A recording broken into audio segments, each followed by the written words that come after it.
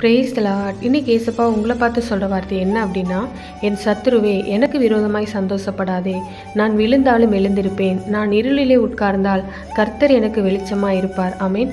கர்த்தருடைய பிள்ளைங்க எப்பொழுது விழுவோன்னு சொல்லி சத்துரு 24 ஹவர்ஸும் வேலை செஞ்சுட்டே தான் இருப்பான். ஏன்னா அவங்க விழுந்து கிடக்கணும், எழுந்திருக்கவே கூடாதுன்றது தான் அவனுடைய நோக்கமும் அதுவே அவனுடைய மகிழ்ச்சியுமா இருக்கிறது. தாவீது கூட ஒரு இடத்துல சொல்லியிருப்பார் பார்த்தீங்களா, நீயோ என்னை விழும்படி தள்ளினாய், கர்த்தரோ என் மேல் நினைவாக இருக்கிறார் என்று. சரி, எதனால் இந்த மனுஷங்கள்லாம் விழுந்து போகிறாங்க?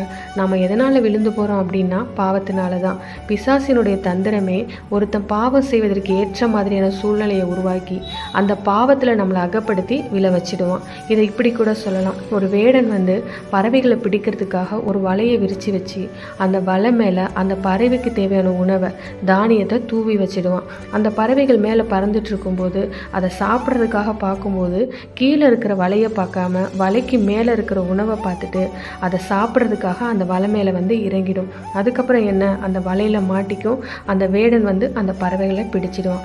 இந்த மாதிரி தான் பிசாசும் நமக்கு ஆசை காட்டி விழ வச்சிடுறான்.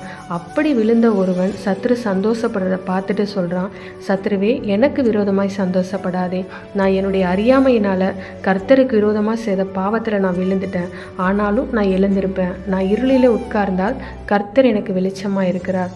தன்னுடைய பாவங்களை ஒருத்தன் உணர்றான் அப்படின்னாவே அவன் எழும்புறதுக்கு நிறைய வாய்ப்புகள் உண்டு. நீங்கள் ஒருவேளை விழுந்து போன நிலைமையிலேருந்து இந்த வார்த்தையை கேட்டுக்கொண்டு இருக்கீங்களா அப்படின்னா இந்த வார்த்தை உங்களுக்கு தான். தேவ சமூகத்தில் போய் உங்கள் பாவங்களை உணர்ந்து அறிக்கையிட்டு கர்த்தரை நோக்கி பாருங்கள். நிச்சயமாக கர்த்தர் உங்கள் பாவங்களை மன்னித்து உங்களை மீண்டும் எழும்பி வர செய்வார்.